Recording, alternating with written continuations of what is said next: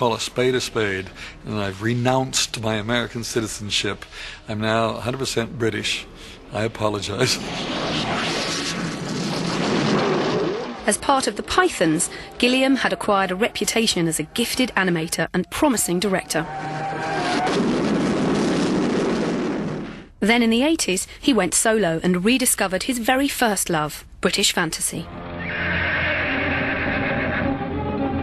It really has come from childhood. Films came along, and the first one that sticks in my mind was Thief of Baghdad. That was escaping from whatever world I was living in to these wonderfully exotic worlds of the ancient East. And it wasn't just about being able to fly on a flying horse, it was being in these exotic other worlds.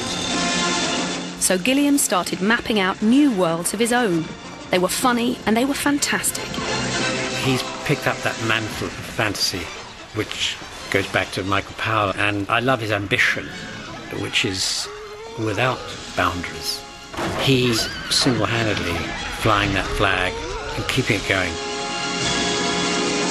First, Jabberwocky was a minor hit in 1977, and then came Time Bandits. The success of that film meant Gilliam could really live his dreams with Brazil.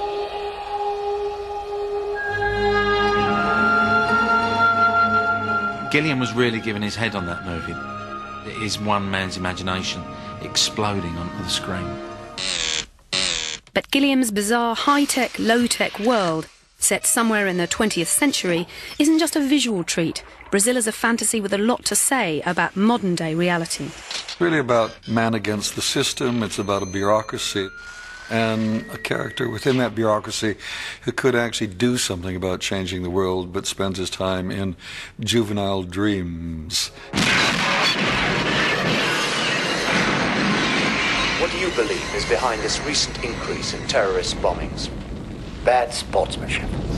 If these people had just played a game, they'd get a lot more out of life. Nevertheless, Mr. Helper... Tom Stoppard wrote the script. When it was in his typewriter, it was called 1984 and a half. It's a bit like an Ealing comedy about a totalitarian state which tortures and kills an innocent man. Mistakes are always made in any organization. That's the problem with these kinds of things that are against terrorism. The opening of Brazil, that was Tom Stoppard's great moment. This idea of a bug in the system that collapses and changes. One letter goes from tuttle to buttle, and we're off and running.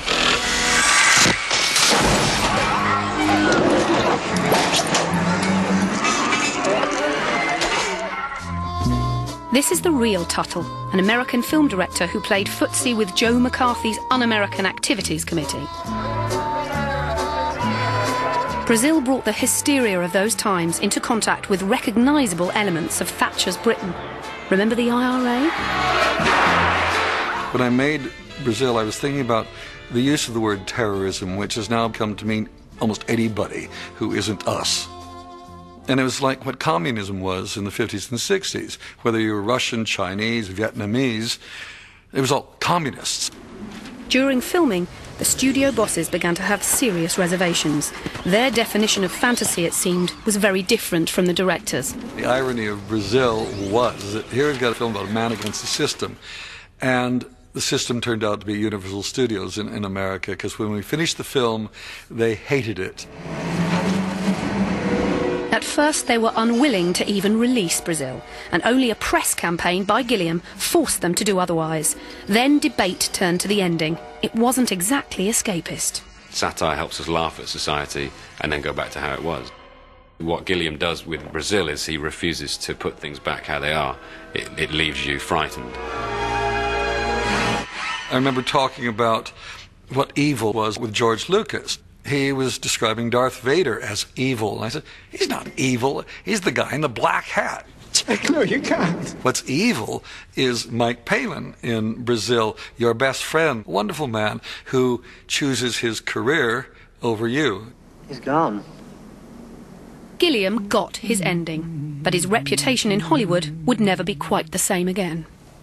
His influence, however, is everywhere, even in something as thoroughly British as the Harry Potter films. When J.K. Rowling signed a deal to turn her best-selling wizarding tales into films, Gilliam was her first choice as director, but but the US studio plumped for a much safer choice. You're a wizard, Harry. I'm a what? But just like Universal's original horrors back in the 30s, the Harry Potter films rely on Britain's rich supply of grown-up British character actors to complement the young leads. In a few moments you will pass through these doors and join your classmates.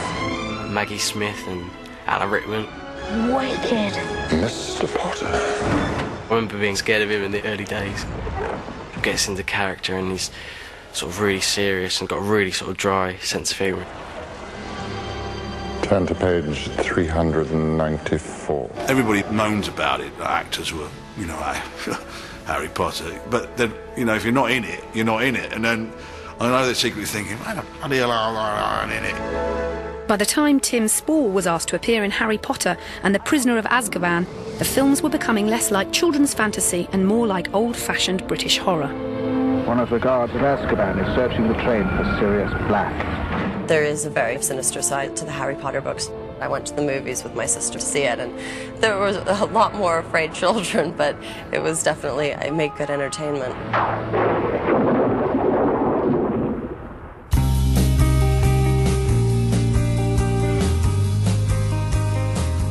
Thanks to the Harry Potter generation and a global sense of unease, the appetite for fright is back. Horror is one of those genres that can discuss the things that really frighten you in the way that realistic movies about terrorism or, global disease pandemics or whatever tend not to get to the point. 2002 saw the release of 28 Days Later, Britain's first zombie movie for years. And this picture, a film with a pitch that for horror fans just can't fail. You have soldiers under siege by werewolves. Go! Brilliantly simple plan.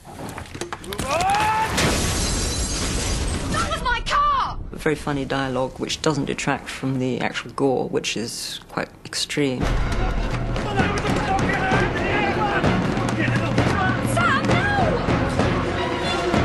Dog Soldiers was the debut feature from the director who may just be Britain's greatest horror hope. I'm trying to make a film for an audience that I knew and understood. The audience I used to go to the cinema with on a Friday, Saturday night. In Newcastle, the multiplex audience. This is exactly who Dog Soldiers was made for. For his next movie, Marshall got rid of the wisecracking squaddies and brought in chicks with picks. Hey, move! Now! Now! The film is about 6 tough women who, for no good reason, go potholing without a map. The thing about The Descent is that it's about being in the dark and being disorientated, and how would one react to being in a cave with monsters? Can we get out of here? Which way? I don't know. What do you mean you don't know? There's no breeze. It could be any one of these tunnels. Take your pick. Hello! And a life or death struggle with cave crawlers has quite an effect on the sisters. Some perish, while others discover hidden depths. Sarah turns into this savage animal. She kills the baby crawler, she kills the mother, and she's like, this woman covered in blood like Carrie going mental.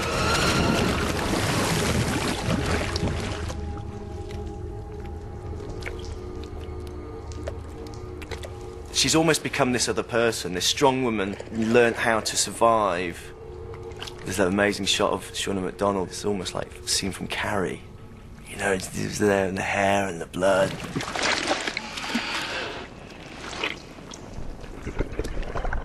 The cave that dripped blood. We were literally getting buckets of the stuff and throwing it across the sets. And people were responding to it as like good old-fashioned gory movie. If that's what you want to see, that's what I'll deliver. Neil Marshall's next movie, the big-budget Doomsday, will be bringing the end of the world to your local multiplex soon. And with films like Sunshine and 28 Weeks Later already out this year, homegrown horror is healthy once more.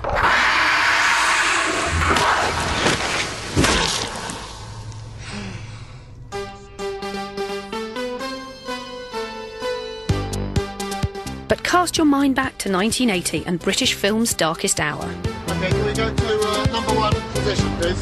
Just 31 were made that year, the lowest total since 1926.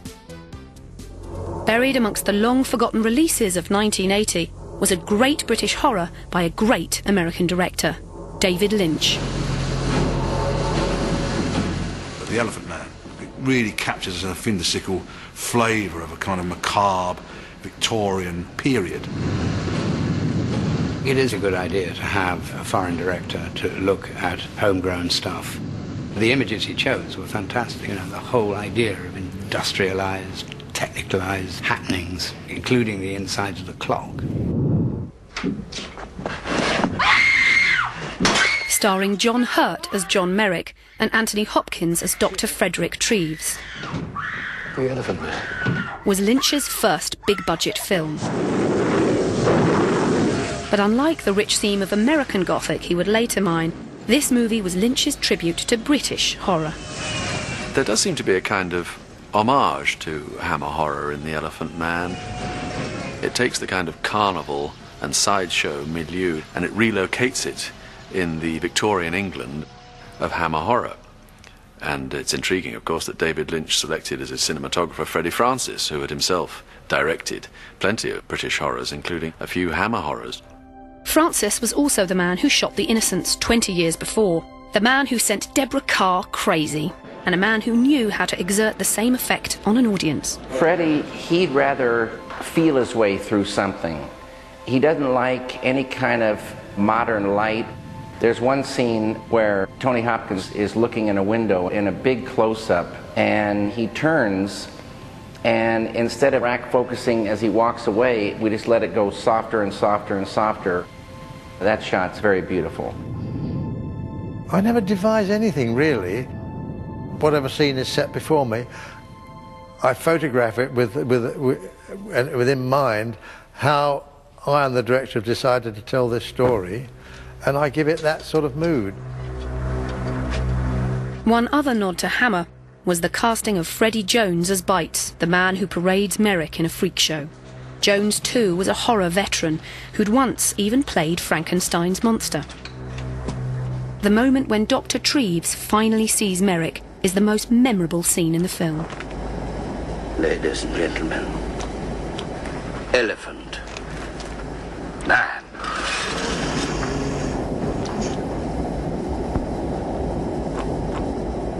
David and I were getting on well that morning, I remember. I said, well, can I just stand here and pretend I'm looking at that? And he said, okay. And he said, well, I'll circle the camera around and then we'll move in on your face. And I said, okay. Turn round. Turn around. Turn around. He said, is that enough? I said, I think so. I don't need to do any more. He said, gee, okay.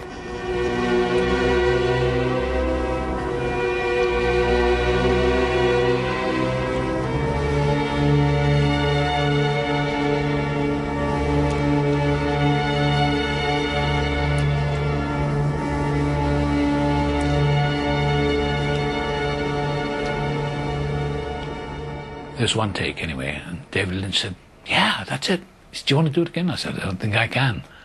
Ladies and gentlemen, the whole company wishes to dedicate with all their hearts tonight's performance to Mr. John Merrick, my very dear.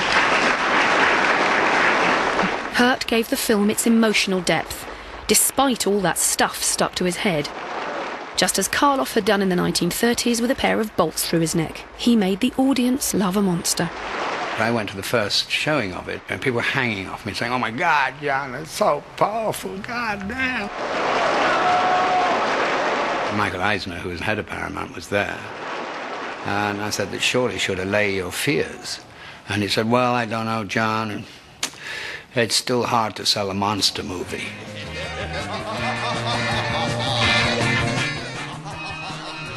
Classic horror next on BBC Two. Vincent Price is the Witchfinder General.